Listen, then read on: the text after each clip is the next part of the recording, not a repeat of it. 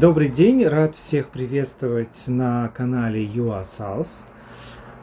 Сегодня в рамках празднования Дня крымско-татарского флага я буду на связи с известной крымско-татарской певицей Гульзар Ханум Бекировой.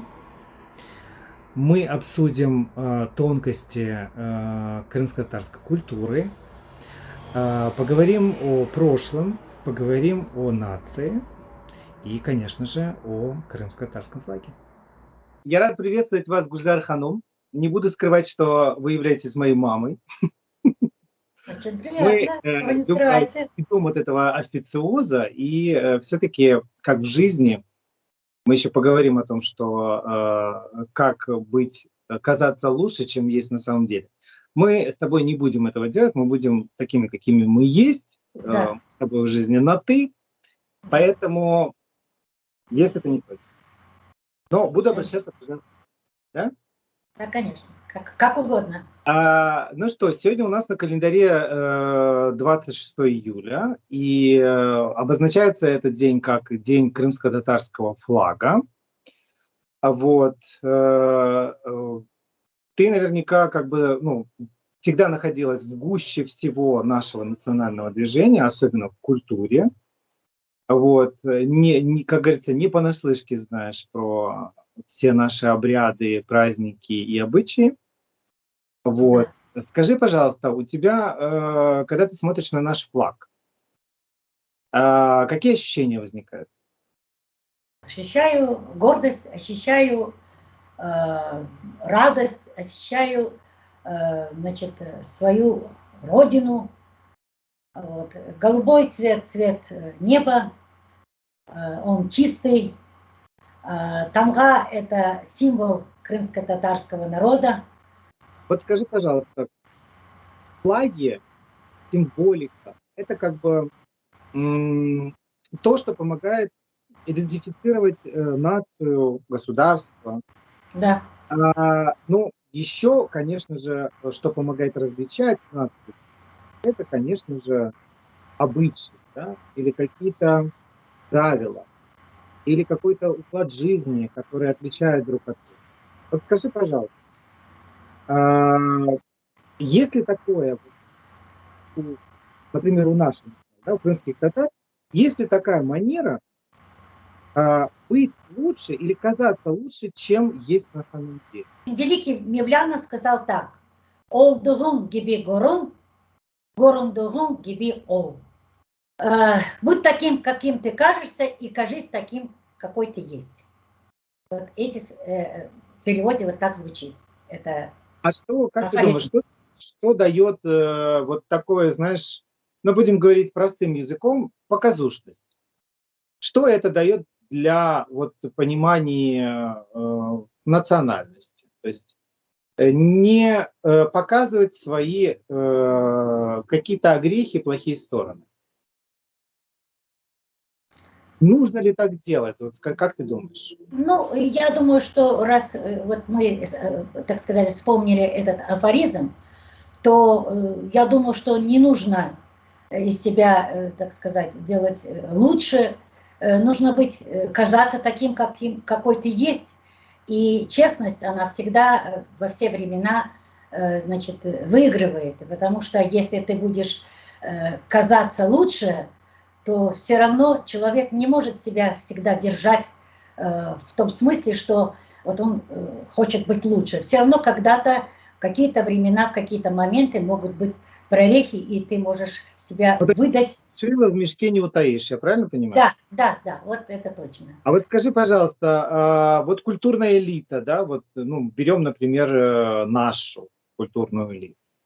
Да. Она чаще, больше, гуще, скажем так, болеет этим или также наравне, как и со всем народом? То есть вот в равной степени? Или все-таки элитам и культурной прослойке, да, гораздо чаще притаманны вот такие вот, скажем так, показательные какие-то действия, да, то есть показать себя в лучшем свете, нежели ты есть на самом деле? Увы, на самом деле это происходит так.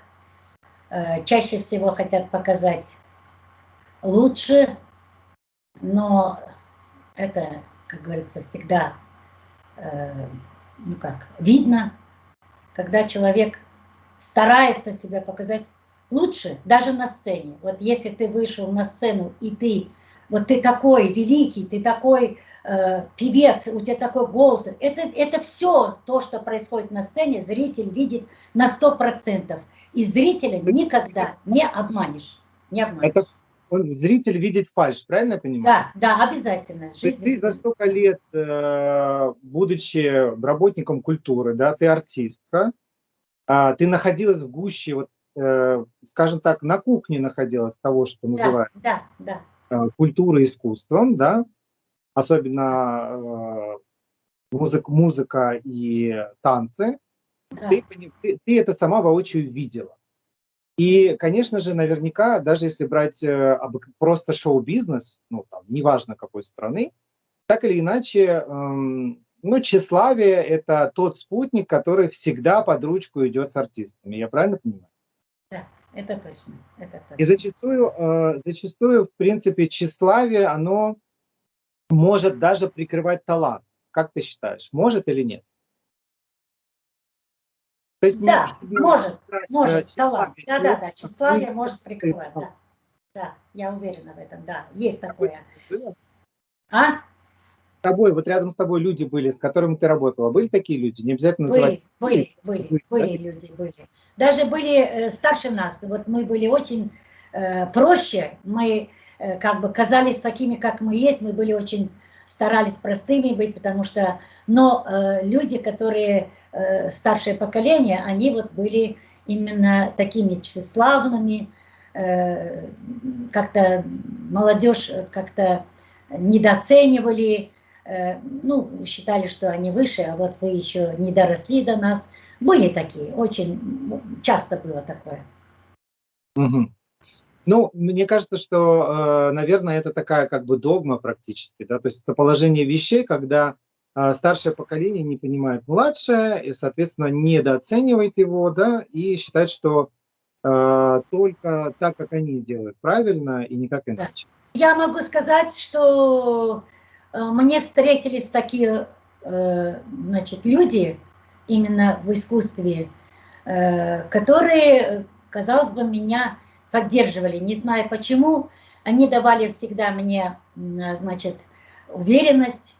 Особенно это проявляло, хотя я с ней часто не общалась, я только в домашних условиях часто навещала ее. На сцене мы практически с ней, ну, это было как бы в советское время, можно было, выйдя на пенсию, в год раз, 2 месяца, значит, выходить на сцену и петь, и иметь возможность находиться на сцене.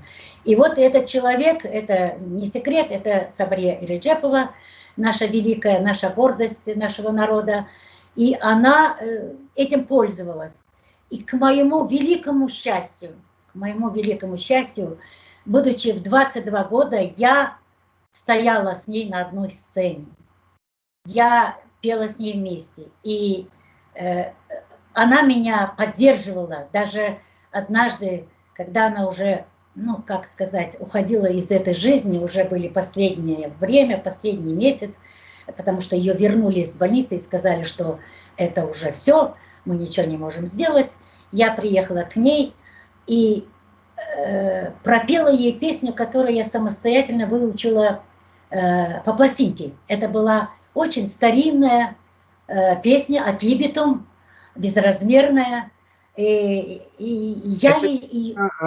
мама, я тебя перебью. Скажи, пожалуйста, эта песня была из репертуара Сабриятты? Да. Единственный человек, который пел, это была она. Единственный, кто пел, это была она, эту песню. Эта песня называется «Бахчадан биргуль хопардам». Сорвала я одну розу сада. Это очень, ну, такая красивая мелодия, очень глубокий смысл этой песни. Конечно же, эта песня про любовь. В своем исполнении, и она достаточно сложна, как для вокалиста, такая, да, ну, тяжелая песня.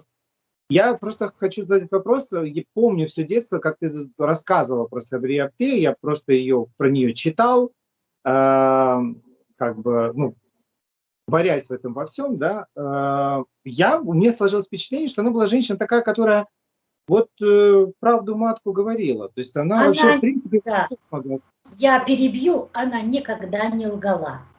Она все говорила прямо, даже если это очень обидно, говорила прямо. Она придумывала нашим, так сказать, певцам, так сказать, ее, значит, сотрудники, кто с ней на сцене работал, ее, значит, и она придумывала клички. И эти клички так прилипали к этим людям, что, ну, вот без этой клички не могли люди ассоциировать. Например, если хотят сказать про певца или певицу, то обязательно нужно сказать кличку, и сразу все догадывались, кто это. Кто это. А скажи, пожалуйста, вот Сабри Апте, Сабри Реджепова, она больше как исключение из общего контекста наших артистов, да, крымских татар. Она все-таки, ну, скорее всего, была такой, ну, позволю себе сказать, немножко оторвой. Да? Она женщина, которая была, у нее была железная воля, она не лебезила, насколько я понимаю, она не Она там была очень резкой, справедливой, да, резкой. справедливой, открытой. Ну, когда надо, конечно, была очень душевной. На сцене была к песням, она была очень душевной, честной певицей. А вот скажи, пожалуйста, если мы уже говорим про честность, как ты думаешь, правду всегда нужно говорить или нет? Ну, вообще я сторонник говорить всегда правду, потому что я всю жизнь вот, равнялась на Сабри Реджепову, ну как, хотела быть такой, как она. Конечно, такой, как она, повториться невозможно, но во всяком случае я всегда старалась быть похожей на нее. Но есть такие ситуации, когда, ну вот, жизненно важные моменты можно соврать, я считаю так. Есть... Правда, ложь во имя добра, да, ты считаешь, что это вот нормально, да? Да, да. Даже во имя жизни, можно сказать, можно соврать. А вот скажи, пожалуйста, правда может разрушить? Может. А какая правда, как на твой взгляд, то есть ты как бы, ну, девушка взрослая, Да. и уже как бы многое видавшая, да? Да. То есть быть представителем народа, более того, еще и представителем культуры. Как ты считаешь, какую правду нам нужно знать, вот крымским татарам? Что нам нужно знать о нас же самим? Нам же самим прежде всего, я считаю, прежде всего, нужно знать правду, это язык. Это наш крымско-татарский язык. Без исключения, допустим, потому что если ты знаешь язык, то ты крымский татарин. Это раз. Во-вторых, нам нужно знать историю, нам нужно знать все, потому что мы очень многое растеряли, потеряли, от нас скрыли, от нас спрятали, не показывали нам. У нас было, как вот старики, которые уже нет на этой земле, как нам рассказывали, я прошла очень, ну, такую бурную жизнь на сцене, я видела очень много великих, знаменитых, умных людей, пусть это будут певцы, пусть это будут писатели, пусть это будут министры. Я общалась с ними, по долгу службы приходилось с ними сидеть за одним столом, их ублажнять. Для меня это было гордо, таких людей, значит, петь этим людям. И мы, конечно же, должны знать все максимально. Ну, естественно, максимально не будешь знать, но во всяком случае самое необходимое. Подошла. Извини, я сейчас тебя перебью. Ты сейчас сказала то, что, в принципе, ну, очевидно, да, то есть мы знаем о том, что нужно знать, да, ты правильно сказала, язык в первую очередь, что формирует вообще национальность, да, культура и история. А есть ли какая-то такая правда, которая, она не лежит на поверхности? Вот просто, знаешь, не строить великосветские какие-то беседы, а просто сказать такую правду, которая, она как бы вот прошита в нашем сознании, но про ее как бы умалчивают. Вот она, знаешь, такая вот, ну, стыдно про нее говорить. Вот есть ли что-то такое, что, на твой взгляд, из опыта, это, еще раз хочу подчеркнуть, что это не обязательно правда хорошая. Но вот тебе подсказочку скажу, копирайт Гаспринский. Ну да. Это же, ну, по-моему, это вот эти 3 слова, ну, даже не 3 слова, а 3 вот этих пункта, да, по-моему, он точно что-то знал. Он не то, он точно знал, не что-то, он знал. Да, И поэтому он сказал эту фразу. Вот тебе подсказка. А вот правильно ли он сказал? Вот что он имел в виду? Давай вот как-то с этой точки зрения ты вот, как говорится, со своей колокольни, да, расскажи, что он имел в виду? ну, что он имел в виду? И Про люди язык как понимаем, да. нация, когда она, как он говорит, иштеп фикирде, Дильде. что-то, дильде, верлик, то это, естественно, это, имея вот эти 3 фактора, человек может, или нация может выйти далеко-далеко вперед. Но, увы, у нас, как ты говоришь, было вообще много неправды, и поэтому, наверное, мы вот как бы чуть-чуть отстаем от, допустим, того, что должно быть. А как ты думаешь, ключевое во всей этой фразе что? Одно слово. Единство. Вот мы сейчас затронули эту тему, да? И я знаю, что ты пишешь свои мемуары. Ну да. Как ярко ты там это описываешь? Там есть это вообще? Или там Ну, только касается искусства, каких-то таких вот фактов, да, событий? я вообще в этих делах, ну как бы, в своей жизни вот так вот в политику или там, ну как считать, глубоко я не придавала значения этим вещам. Я только как, просто, как бы, ну, просто видела, что люди ну, делают неправильное движение. Хочется, чтобы мы были всегда вместе, чтобы все у нас было целое, все у нас было вместе, вот Берлик, и сознание, и поступки, все было вместе. Но, к сожалению, я вижу, этого нет, и я свои мемуары, ну, в основном у меня акцент на искусство, как я прожила на сцене, как я прочувствовала, как я работала, с кем я работала, и что я достигла, и как я полюбила свой народ еще больше, чем есть. Вот это я пишу. Я вот до таких тонкостей не дошла. Я понял. Хочется какой-то факт такой знать, знаешь, который, например, есть в мемуарах, да, и нет нигде, ни в чьей голове, скажем так, ты никому не рассказывал. Какой-то есть факт, который ты изложила, и это будет такой, знаешь, вау-эффект. Вот про этот факт никто не знал. Или просто факт, который, ну, действительно, ну, наиболее яркий в твоей жизни, вот как артистки. Вот что тебя вот поразило, и ты можешь забыть все, но это не забыть.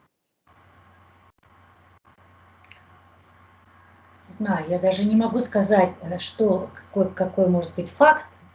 Вся была жизнь яркой, что да, яркая. Единственное в моей жизни, как бы, ну как, в жизни на сцене, я хочу сказать. Не в жизни, а на сцене. Для меня самый высокий и, ну, вот такой незабываемый. Я это могу, хочу кричать всегда, говорить об этом. Это и происходит. Даже писатели, поэты оценили, что я всегда своих педагогов, о своих педагогах всегда, во все времена, их уже давно нет. Например, Сабрия Реджепова покинула этот мир в 1977 году, а я до сих пор ее ощущаю рядом. Вот. Всех тех, с кем я работала на сцене, я их всегда ощущаю рядом. Я, когда выхожу на сцену, я не забываю про них никогда, никогда не забываю. Вот это для меня самое вот такое, особенно Сабрия Реджепова, потому что когда я повторюсь, я пришла в 75-м, ее уже на сцене не было, а все-таки я с ней пропела 2 месяца 2 года подряд, по 2 месяца я пропела с ней на сцене. И это для меня... 5-й год, это когда вообще? Это просто мой мозг не может это даже понять. 77-й, да. 57-й. Скажи, пожалуйста, я знаю прекрасно эту историю про... Мы не будем называть имен, да? Конечно, Я прекрасно конечно. знаю историю, опять-таки возвращаясь к нашей великой Сабрие Реджеповой, этой магической женщины. Песенка была написана. То есть мы говорим о том, что мы сейчас факт, я понимаю, что ты не расскажешь какой-то факт, ты у нас дама приличная. Нет, я могу сказать, Ильяс, я могу рассказать, только не называй имени, понимаешь? Нет, я могу... Я к тому, что какой-то факт, который любит сейчас, да, вот СМИ, желтая пресса, там, взрывные новости, там, я не знаю, Поляков съела акулу. Ну, то есть, сейчас я несу бред, но каких-то таких взрывных новостей, понятно, что вот эту грязь, она есть везде, она где есть человек, там есть грязь. Да. Мы ее рассказывать не будем, но есть же как бы вот это такая ирония, колкость, немножко желчность, да, приправлена желчностью. Отобразилась в искусстве вот эта песня, которая была посвящена одной великой артистке, другому человеку, да?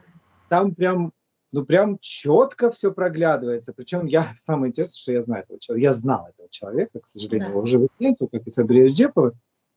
Ну, там все сходится. Ну да, вот сходится, потому что я же опять повторю, что Сабрия никогда неправду не писала. Она просто, может быть, ну, как бы не сказала в лицо ему, но зато она этой песней отобразила все свои чувства к нему, к этому человеку, к этому певцу. Песня осталась. То есть. Да, вот да. И вот она просто одним куплетом объяснила все ее отношения с ним. И, ну, естественно, и музыку очень красиво такую вот. Этот куплет получился как басня, понимаете, вот. Когда басню... Очень похоже на басню, очень. Да, басню читаешь, а подразумеваешь там что-то другое, да, вот подстрочье. Вот так и Сабрия написала один куплет этой басни, а музыку написал ее супруг, наш композитор, очень такой, ну как вам сказать, фольклорист, да, он очень был народник. Кстати, его песни до сих пор считают как анонимы. Никогда, когда берут песню... Что авторство, говорю, умалчивается, да? Да, авторство умалчивается, потому что не знает, что это и он написал, понимаешь? Потому что его младшее поколение не знает. Знает поколение мое, вот именно мое поколение. Но я больше всех знаю, потому что я тесно общалась. И музыку написал вот именно Кабул Ситвилиев, и супруг Сабрии Реджеповой, где они творили вдвоем много лет, очень много лет они писали. Если не находил Кабул Ситвилиев слов, подходящих к своей мелодии, то он просил всегда Сабрию Реджепову написать слова. Сабрия, напиши, пожалуйста. И она писала, и действительно отображалась та музыка, которую он писал. Вот так они творили вдвоем. Да, ну, был такой тандем творческий, да, они, как бы, скажем так, простым языком спелись. И очень хорошо. Да. Кстати, им запрещали обоим, разница была в годах большая, и, допустим, сторона супруга была против, это можно сказать, была против, очень много лет была против, но это их не спасло, они все равно были вместе, и в последний путь Сабрия проводил Кабул Ситвилиев, он находился много лет рядом. С того времени современная история Тахира Зуфра, Ромео и Джульетта, то есть вопреки всему. Еще раз хочу поблагодарить Гульзар Ханум. Мама, спасибо. Мы с тобой еще свяжемся, увидимся, несмотря на то, что мы в разных городах. Спасибо науке и технике. Мы имеем возможность пообщаться. Güle-güle, как турки говорят. Савол. Siz de sağ olunuz. Hoş geldin. Hoş geldin.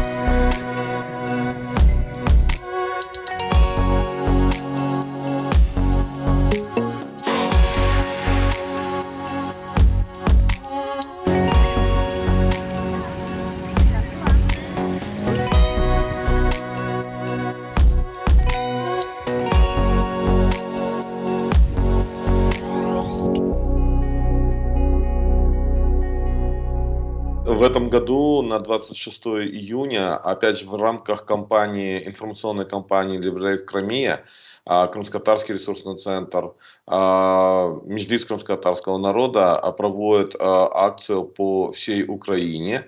В рамках данной акции подразумеваются следующие этапы. Первый этап – это разработка плакатов и размещение их на бигбордах, ситилайтах. И на сегодняшний день уже проведена работа, и Крымско-Татарским ресурсным центром будет размещено при поддержке или при работе Крымско-Татарского ресурсного центра будет размещено 175 бигбордов, плакатов в различных городах и в различных городах Украины.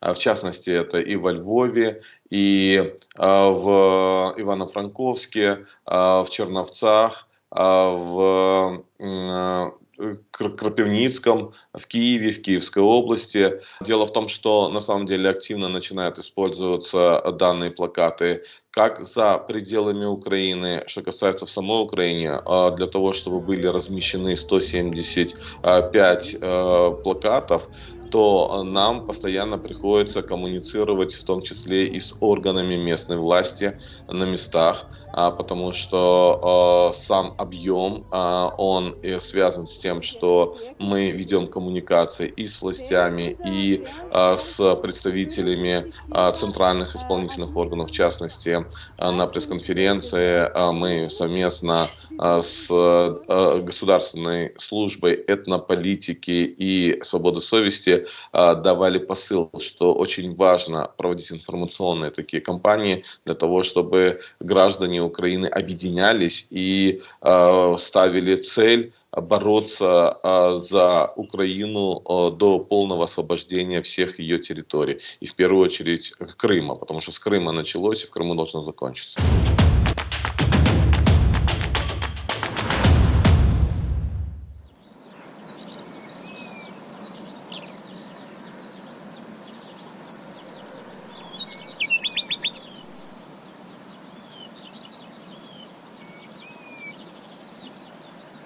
Bakın karga dinlep bul sesini,